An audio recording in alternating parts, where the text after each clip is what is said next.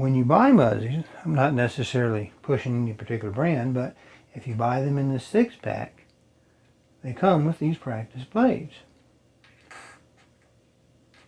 And so whatever size you buy, you're able to not damage your broadheads as you test fly them. This allows you to keep your broadheads in pristine condition.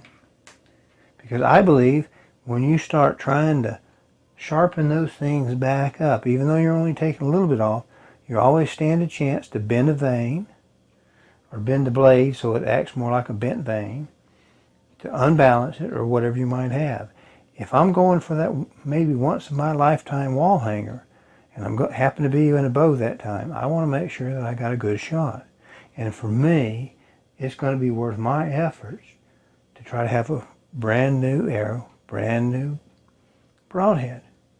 Now, this, in theory, I listened to all the conventional wisdom when I set up initially.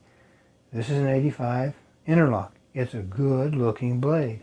It's good looking, it's balanced, it's well done. They measure out well, right on the money on the weight. It just doesn't really fly very well. And I think I'm beginning to see that effect of weight forward. I think it's a little too light. In this shaft that I showed you, the one with the big massive end on it, when I put the 85 in it, I'm right about 50-50 on the weight center point. With a field tip, it's stable.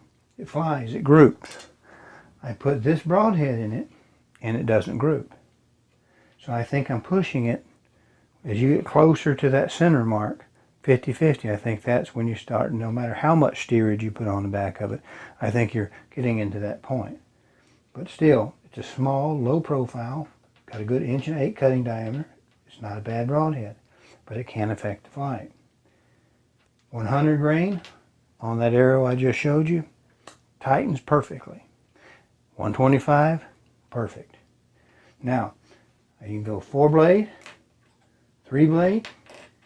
With the 3-blade, with the 3 vanes pushing, the 3-blade seemed to tighten up a little bit better. With 4 blades, I can push either one of those, 3 or 4, and it works fine. And it doesn't seem to really matter if they're lined up or not. That 4th blazer seems to make a real big difference in how tight my broadheads got. Now, this broadhead, think about it. If you've got any wiggle back and forth, this kind of configuration, if you're in this plane, this one stands a pretty good chance of throwing you off the mark. If it's in that size, as small as they are, it may not move it at all. But do you know?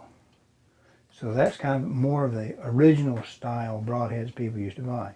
Now this little guy is a mechanical, and this is what people go to when they can't get their bow straightened out. The reason they go for it is it looks very much like a field tip. I don't trust them myself, because you catch that little edge, any of these little pieces, and they're all like this.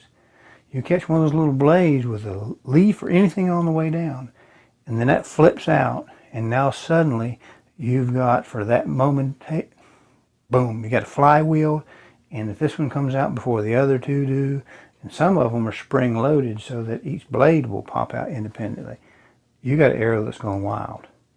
And for me, it's just not worth it. I want something that I know is going to open, because it's open when it leaves my hand. Boom. These guys also, some of them require the use of a broadhead ring. And what that is the little guy that sits up in between here and a small diameter shaft. And the reason that was there is because some of these little O-rings and the way they mechanically mate are like almost right up against that material here, and they needed a metal surface. And you can use a broadhead ring whether you use a mechanical or not. So I'm not a fan of mechanicals, but they do tune easy because there's really nothing to tune. But you do have some unknowns, and of the little bit of experience I have with them, they're not all that uniformly made, although I'm sure they're much better this many years later. Something to think about. Weight forward on my standard 4 Vane Blazer 28-inch ST axis with a 125. I had it 39% right here. If I put the 100, it's 41.6. I put the 85, I'm at 42.8. With the light speed, I was at about 45, and it was not very accurate. And if I put the 4 vane, it was pushing 45, at 45%. And once I put the 85 in, it actually, with a broadhead, it became actually a non-groupable error. So those are some thoughts. I'm going to go see how much runtime I have left, see if this is too long, and we'll see if we can't get something put together.